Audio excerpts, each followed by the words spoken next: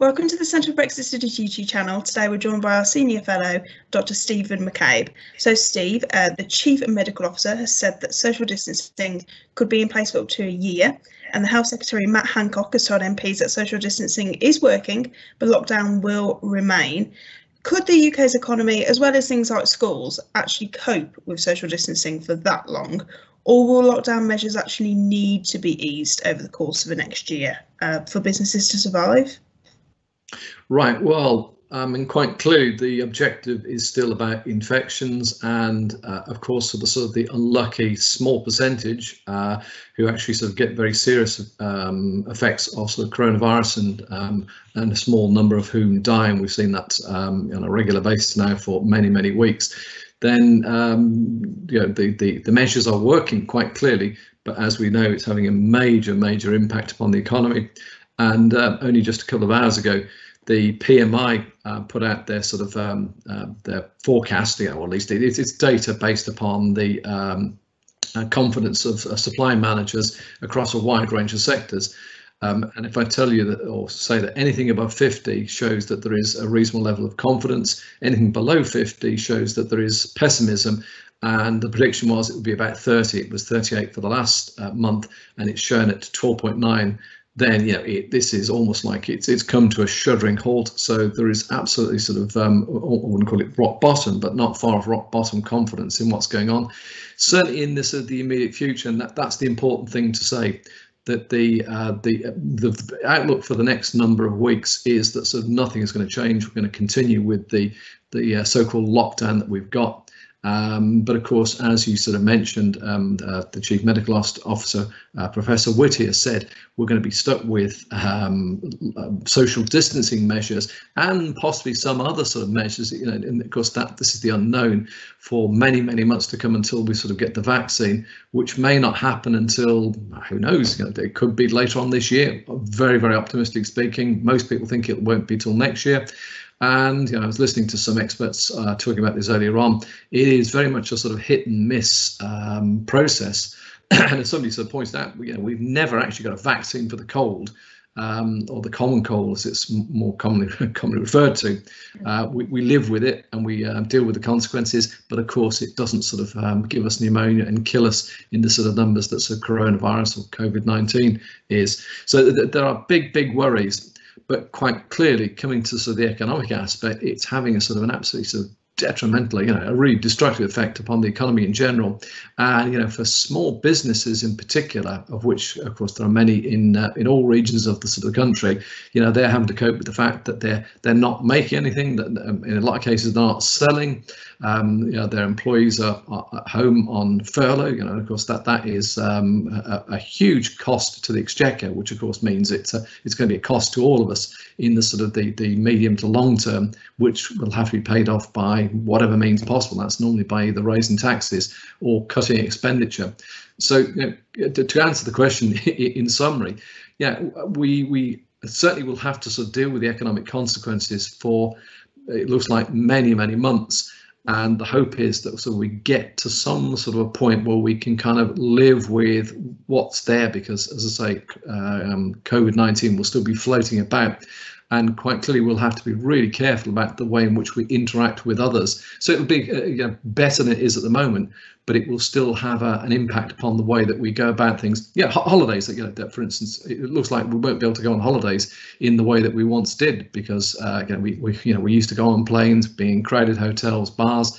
All of these are consequences that people are well aware of. But that is no comfort for those who own the establishments, and of course for those who are employed. Some of whom, of course, are were on 0-hour contracts, and they're not being furloughed. They're on basic income, which of course is not a very pleasant place to be. And of course that finally just feeds into the overall consumption pattern. If people are not earning, they're not spending, and if they're not spending, there's no point in producing. So it's a vicious circle, and the real danger is that we get sucked down into a we're hoping it'll be a very sharp V-shaped recession, but there's a real danger we'll get sucked into a what they call a bathtub recession, which of course goes on for many months and maybe stretch into years, and that's the hope we get out of that very quickly. So the economic impacts of the coronavirus pandemic will hit the West Midlands harder than any other region and actually leave London the least affected. And that's according to an assessment of the worst affected areas of the UK by KPMG. So why will the West Midlands be hit the worst? Well, primarily because the Midlands and the West Midlands in particular, but the difference is it's subtle. But this is, if you like, the heartlands of manufacturing. Of course, social distancing and lockdown and whatever else you care to call these things, the factories have closed down, unsurprisingly. So therefore, economic activity is hit the buffers around here. At least in London, it's obviously much less reliant upon traditional manufacturing and the southeast in general. And of course, those sort of activities can occur, or at least the sort of they can avail of online trading. So of course, the stock exchanges just continue to work. So of course, there will be sort of flows of money going in and out, which of course is how these things are measured. So therefore, of course, it's a measure, it's a crude measure, but it indicates, of course, that sort of we're being really badly hit because, of course, people are not going to work. And as I said in sort of the previous question, if people are not going to work, they're not sort of consuming, they're not buying. We can see this in our transport system.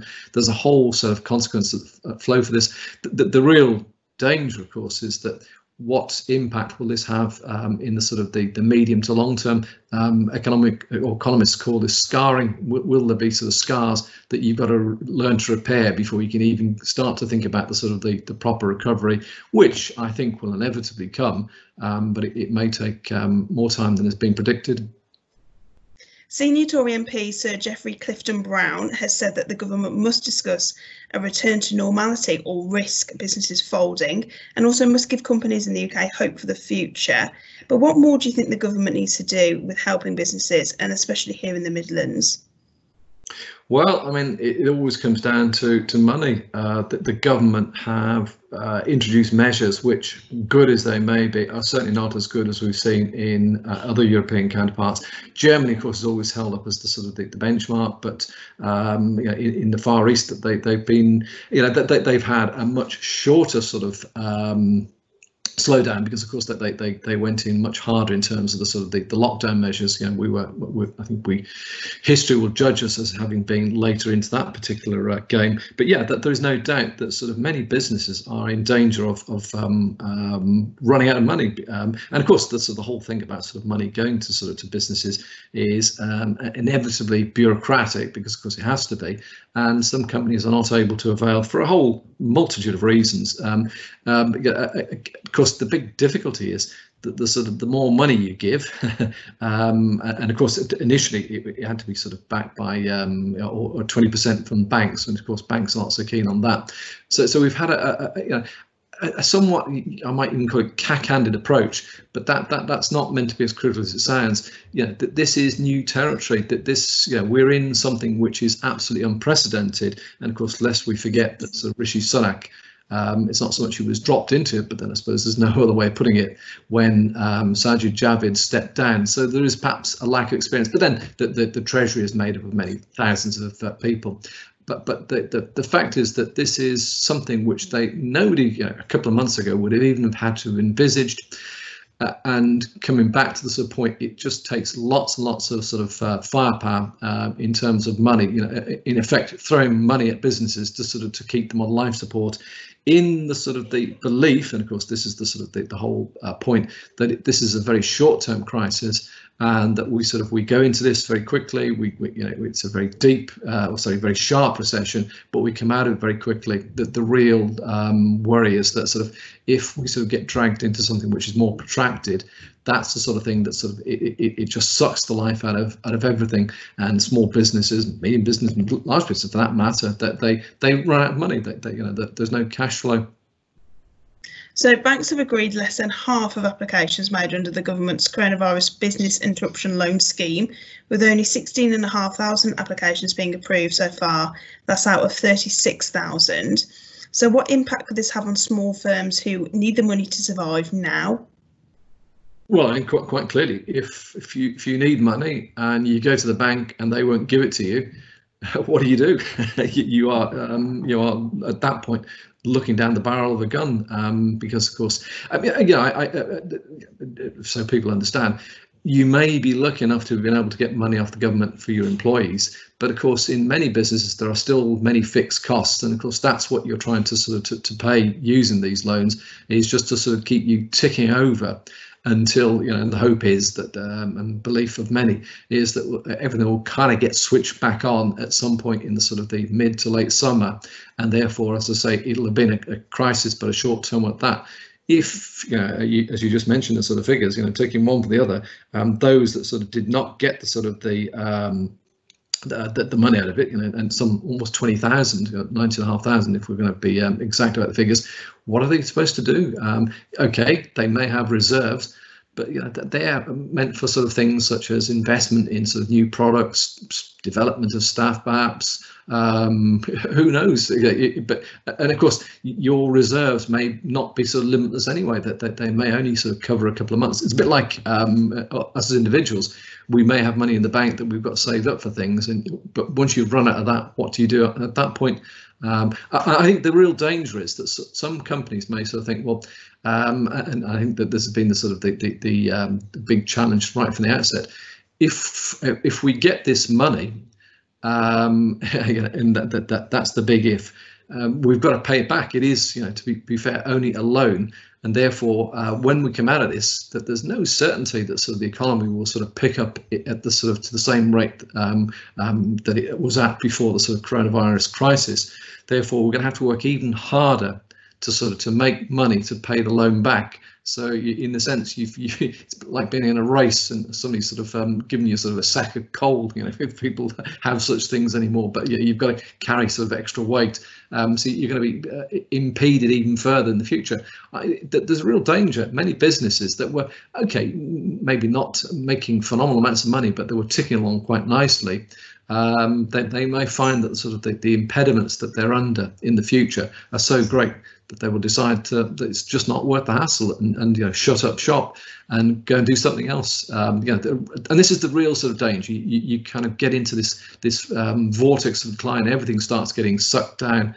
But at the moment, it's difficult to know when the end is going to come, and of course the government, for reasons which I fully understand, are not able to give us a definitive answer on that, because quite clearly they want to be sure that the infection rates are sort of being dealt with. And there were one or two ministers, cabinet ministers in particular, who sort of said that that we should sort of get back to as normal activity as possible and let the NHS run hot. Well, that means that sort of lots of people are going into hospital, and the death rate continues to at a very high level. I mean, let's face it, and that's the important thing. Lest we forget that sort of every day we're hearing of 700-800 people dying of coronavirus, who would not have died otherwise. And that's the most sort of salutary aspect of this. Pandemics, as I don't need to tell anyone, are always difficult to deal with. And boy, oh boy, it tells us that in future we should try and avoid these things starting in the first place. But hey, that's another matter. Thanks for joining me, Steve, and best wishes to those watching.